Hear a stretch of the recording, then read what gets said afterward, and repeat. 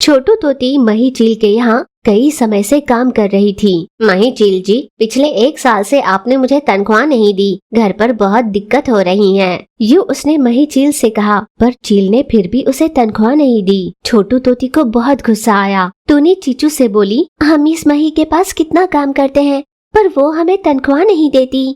हाँ, तो अब क्या करे? हमें उसका विरोध करना होगा। फिर चीचू कौवी, टूनी चिड़िया और छोटू तोती ने मिलकर मही का विरोध किया। अभी के अभी ये सब रोक दीजिए, मैं तुम्हें अभी पैसे देता हूँ। इस तरह सभी ने मही चील से अपने पैसे वसूले।